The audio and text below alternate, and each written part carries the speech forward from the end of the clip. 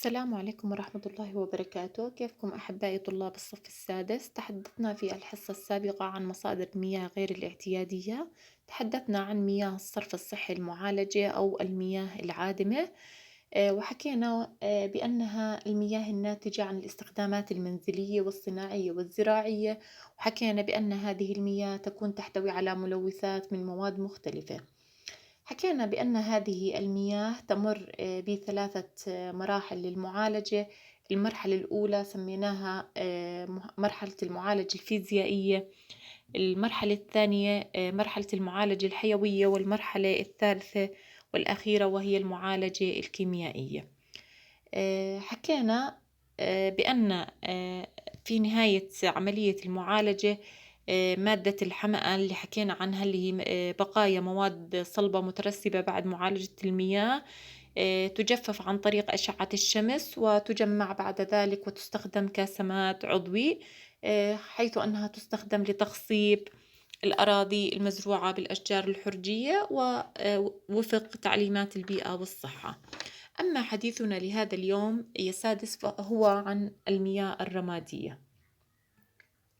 طبعا كل منا عندما يستيقظ في الصباح بيغتسل، بنظف أسنانه، قد يتبادر إلى أذهاننا كيف يمكن إعادة استعمال هذه المياه مرة أخرى. للإجابة على هذا السؤال نشوف عندنا أستكشف وأفسر اللي هو معالجة المياه الرمادية. بداية يا سادس نحكي شو يعني مياه رمادية. المياه الرمادية يا سادس هي تلك المياه الناتجة عن الاستخدامات المنزلية. إيش هم الاستخدامات المنزلية؟ مثلا مياه الجلي، مياه الغسيل، الاستحمام، أيضا نظافة الوضوء، نظافة المنازل والوضوء. إذن شو يعني مياه رمادية؟ هي المياه الناتجة عن الاستعمالات المنزلية، مثل مياه الجلي، مياه الغسيل، مياه الاستحمام والوضوء ونظافة المنازل. طبعا يا سادس هذه المياه تمر بمراحل للمعالجة. طبعا هذه المياه بداية تنقل من مصادرها إلى محطات معالجة المياه الرمادية، اللي هي عن طريق شبكات الصرف الصحي. هاي بنسميها عن طريق شبكات الصرف الصحي. إذن هذه المياه تنقل من مصادرها إلى محطات معالجة المياه الرمادية عن طريق شبكات الصرف الصحي. هلا بداية يتم تمرير هذه المياه في عدة أحواض. هاي الأحواض بتكون مملوءة بالفحم والحصى والرمل. شو يعني فائدة الفحم والحصى والرمل؟ حيث أنه في هذه المرحلة تزال المواد العالقة من المياه الرمادية. أيضا حيث أن المياه تنقى من الفضلات والأوساخ والملوثات. إذن يتم تمرير هذه المياه بأحواض مملوءة بالفحم والحصى والرمل. من أجل ماذا؟ من أجل إزالة المواد العالقة من المياه الرمادية، أيضا إزالة الفضلات والأوساخ والملوثات من هذه المياه. طبعا بعد ذلك تجمع هذه المياه، يتم تجميع هذه المياه وتستخدم وتضخ أيضا وتستخدم لري مزروعات الحديقة والأشجار كما هو موضع عندك في الشكل. لكن عشان نستفيد من المياه الرمادية يا سادس يجب أن تصمم التمديدات الصحية للمنازل بالفصل بين المياه السوداء. طبعا المياه السوداء شو يعني مياه سوداء؟ يعني المياه الناتجة عن المراحيض، والمياه الرمادية الناتجة عن الاستعمالات المنزلية. إذن حتى نستفيد من المياه الرمادية يا سادس يجب أن تصمم التمديدات الصحية بأننا نفصل المياه السوداء الناتجة عن المراحيض، نفصلها عن المياه الناتجة عن الاستخدامات المنزلية. هذا بالنسبة للمياه الرمادية. حكينا هي تلك المياه الناتجة عن الاستخدامات المنزلية، مثل مياه الجلي، مياه الاستحمام، مياه الغسيل والوضوء ونظافة المنازل. كيف يتم معالجتها؟ إن بنمررها بأحواض بتكون مملوءة بالفحم والحصى والرمل. شو فائدة إن منمررها بهذه الأحواض؟ حتى تزال المواد العالقة من هذه المياه، وأيضا تنقى المياه من الفضلات والأوساخ والملوثات الأخرى. وبعدين بجمعوا هاي المياه وبضخوها لري الحديقة والأشجار والمزروعات. هذا بالنسبة لمعالجة المياه الرمادية. بكون عندكم واجب يا سادس حل أسئلة أقوم تعلمي وأتأمل فيه صفحة 94. أيضا نتحدث يا سادس عن مصدر من مصادر المياه غير الاعتيادية، وهو تحلية مياه البحر. عشان نتعرف على تحلية مياه البحر، رح ناخد نشاط أستكشف وأفسر صفحة 95. لكن بداية يا سادس اللي بدي تعرفوه إنه تعاني الكثير من دول العالم من نقص المياه العذبة يعني الصالحة للشرب، على الرغم من قربها من البحار. طبعا سألنا سؤال هنا: كيف يمكن استخلاص المياه العذبة من مياه البحار؟ عن طريق تحلية مياه البحار اللي رح نتحدث عنها من خلال هذا النشاط.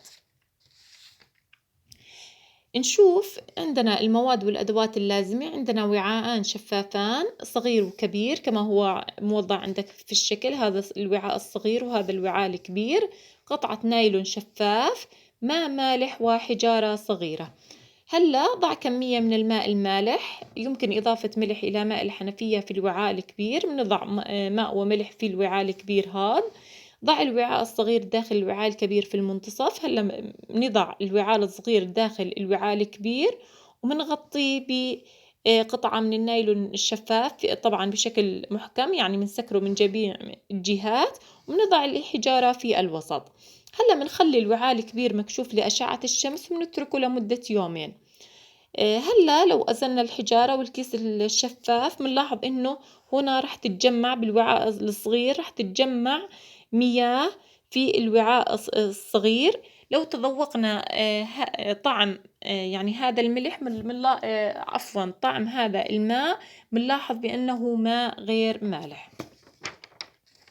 طبعا من خلال هذا النشاط لاحظنا مثل ما حكيت لكم إنه الوعاء الصغير احتوى على كميات من المياه النقية، حيث شو اللي حدث عندنا؟ إنه أشعة الشمس عملت على صعود بخار الماء. يعني الماء اللي وضعناه بالصحن الكبير هون، الماء المالح يعني سخن، ارتفعت درجة حرارته، صار يتبخر، صعد بخار الماء إلى يعني لعند عندنا قطعة النايلون الشفاف، وتكاثف وصار ينزل قطرات من الماء، صارت تنزل بالوعاء الصغير.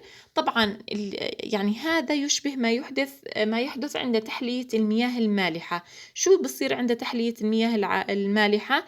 إنه بتكون مجموعة من العمليات بتهدف إلى يعني إزالة الأملاح الزائدة من الماء المالح حتى يصبح ماء نقي. حتى هنا يا سادس ما بنحكي ماء عذب، لأنه هناك في فرق بين المياه العذبة والمياه النقية. هون ليصبح ماء عذبا. هلا كيف يمكن استخلاص المياه العذبة من مياه البحار؟ مثل ما حكينا عن طريق تحلية مياه البحار. طبعا كيف يتم تحلية المياه المالحة؟ يتم تحليتها مثل ما حكينا بطريقة التقطير. هنا الطريقة اللي حكينا عنها بطريقة التقطير، واعتمادا على طرائق طبيعية اللي هي الطاقة الشمسية. يعني إحنا بنخلي الشمس تسخن المياه، ترتفع درجة حرارتها، بتتبخر، بتكاثف بخار الماء، بعدين بينزل على شكل قطرات ماء، بتكون هذه المياه نقية. طبعًا هذا بالنسبة لتحلية مياه البحار، إذًا هي مجموعة من العمليات تهدف إلى إزالة الأملاح الزائدة من الماء المالح حتى يصبح ماء نقي. طبعًا بيحكي لنا إنه يخطط لإقامة مشروع في تحلية مياه البحر الأحمر، وبتأملوا إنه يزود المملكة بحوالي 80 مليون متر مكعب من المياه الصالحة للشرب. أما دول الخليج أقامت مشاريع كبرى لتحلية مياه البحار، وذلك من أجل مواجهة نقص المياه العذبة فيها. هلأ سألنا هنا سؤال يا سادس: ما الفرق بين المياه العذبة والمياه النقية؟ المياه العذبة يا سادس هي عبارة عن مياه صالحة للشرب، تحتوي على العديد من الأملاح والأيونات والمواد الذائبة، ولكن بنسب محددة. مثل ماذا المياه العذبة؟ طبعا تحدثنا عنها في الحصص السابقة يا سادس.